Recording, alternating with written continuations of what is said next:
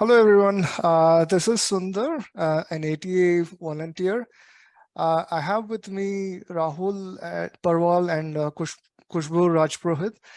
Um, so I'm excited to meet them on this beautiful Sunday morning to record about them as well as the workshop they're going to conduct. I'm sure everybody is excited, as you would have seen from their profile page as well as the workshop details.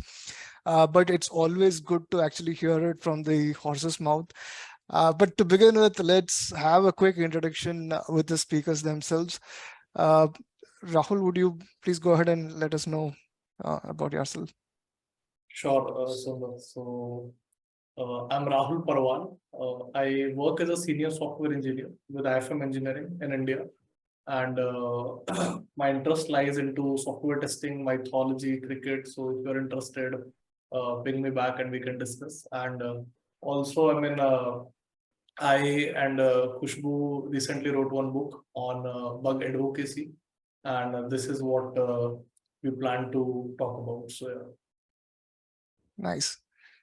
Khushbu, would you please go ahead and introduce yourselves? Sure. So myself, Khushboo Rajpurohit, and I'm from Ahmedabad. I am a software tester. I've been practicing software testing since 2.5 years. And before this, I've worked for the product at an automotive tech startup. I was taking care of the product. I um, I I love dancing. I love reading. I love exploring new things, and I love learning everything. Every day new things. So, and yeah, I also have a very special part in my heart for animals. So yeah, that's all. That's all about me. Nice. Thanks both for the lovely introduction. It's a very intriguing topic, at least for me. I mean, and it was only this morning I was talking to Aditya that we were born as testers, actually, right? I mean, the moment you're born, you start testing your parents' patience. And then you start testing everything around you, right? And we always look for quality. But what kind of makes us different from the developers is that the bug advocacy, the advocacy that we do for our customers through the documentation, right? Again, my knowledge of bug advocacy is all thanks to Kem Kainers and his videos. But I would really love to understand about this workshop and how it will actually help a test engineer to keep a leg up their career. Would you guys please give us some details about what someone can actually expect while they attend this workshop, and what are the key takeaways that you guys plan to give? So I'll start, and a couple of things that you already checked, that testing is a social process. It's done to give valuable information so that people can take informed decisions. And a lot of testers, when they join the industry, they are taught how to create test cases, how to write bug in a specific format, but all that format and process somehow takes them away from the core essence of testing, which is that how to advocate for these issues and how to provide information so that the stakeholder can take something meaningful and valuable decision. A lot of times there are scenarios where bugs have been caught and they were not fixed, and then they were found in production, and then somebody circled back from customer, and then we figure out why we had not fixed it. And the reason is not that testers are not finding issues or testers have not reproduced or reported it, but the issues is that they were not advocated to the level that the impact or the risk or the consequence of those were not highlighted in a very persuasive manner. And that persuasion is important, that effective writing, that influence is important, and that provides a lot of value to a tester. So it doesn't matter how many bugs you raise, but essentially what boils down is how many effective or how many major or important bugs you can get fixed. So I mean, instead of just increasing the count of the bug database, I mean, how we can provide value even to our developers. I mean, so we don't have to always raise multiple bugs, or I mean, keep on increasing the count, but how maybe we can club, how we can summarize, how we can investigate further, or how we can motivate them to fix it by showing some things, because sometimes it's biases. I mean, because I mean, developers are working on a builder's mindset, we are working on a breaker's mindset, and how we can let them know that this could be a problem, and how we can break through that bias and help the team. So I mean, it's on those lines. Khushboo. Yes. So I truly believe that testing is a very important skill of finding the information first. Also, when you are finding the information, when you are working with the product, interacting with the product, people tell you things about products. You have to understand their language, right?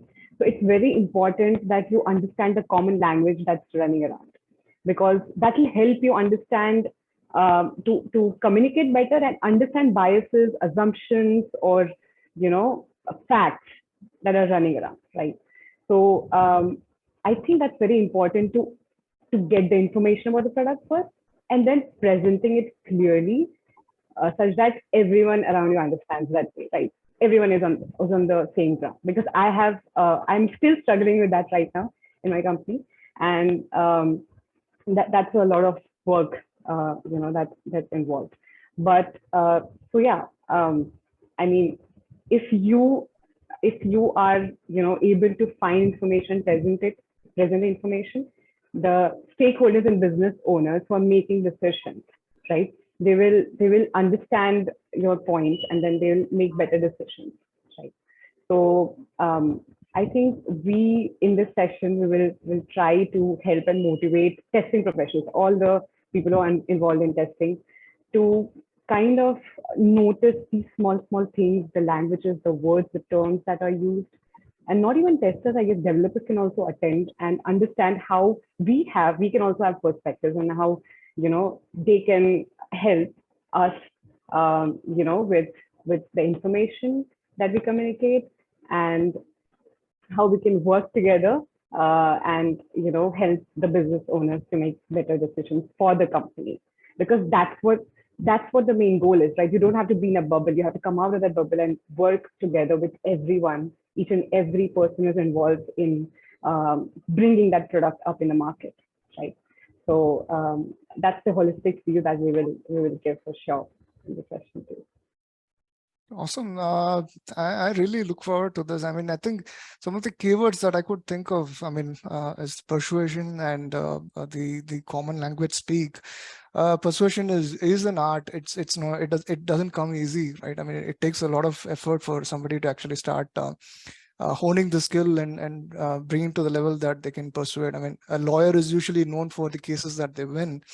And I'm not sure if you guys watched the movie Founders, where this guy goes ahead and convinces the McDonald's brothers to kind of begin the McDonald's franchisee across the USA, right? I mean, and the only keyword that he keeps reiterating is the persuasion, right? That's an art. That's amazing. And then the common language speak, it's also amazing, right? I mean, so there are so many terminologies that a tester might actually miss out while they communicate their bugs with the developer.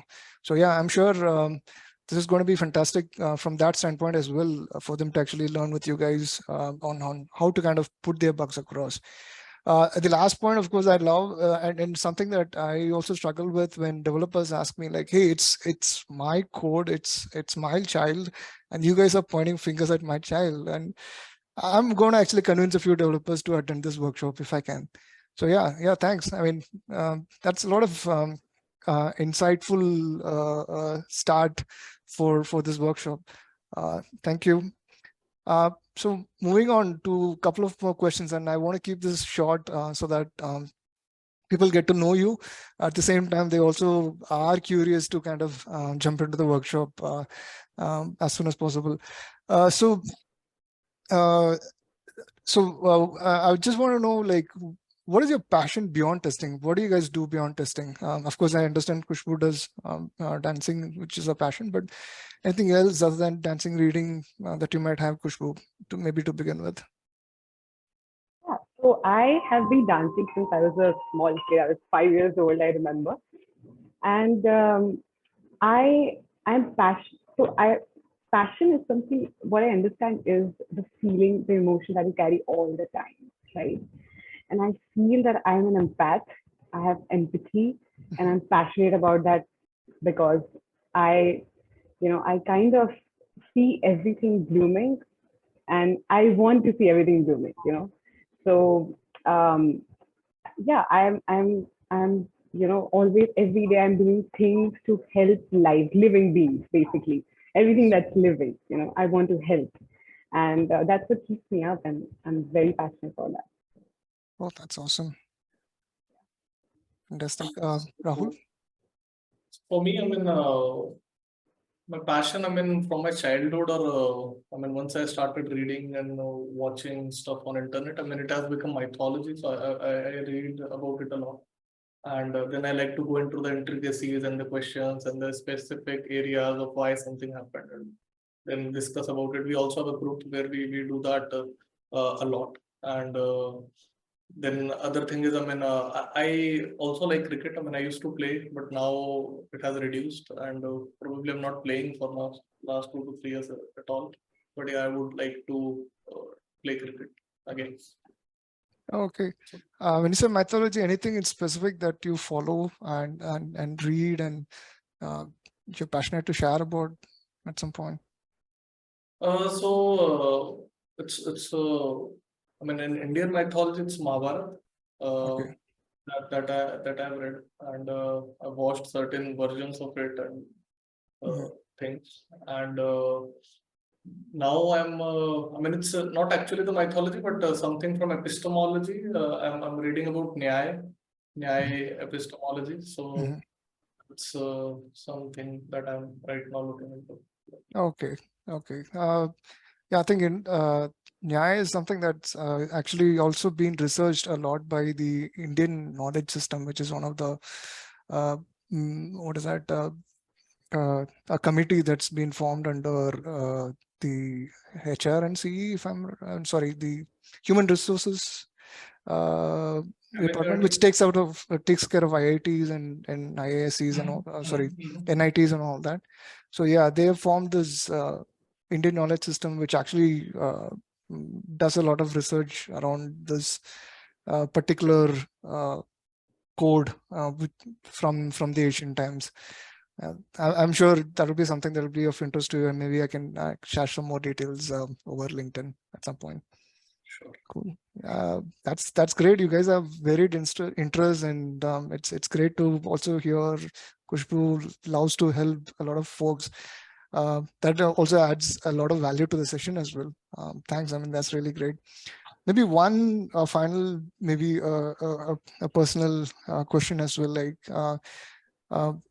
so I understand you guys are based out of different states, and could you please introduce your hometown and what is special about your hometown?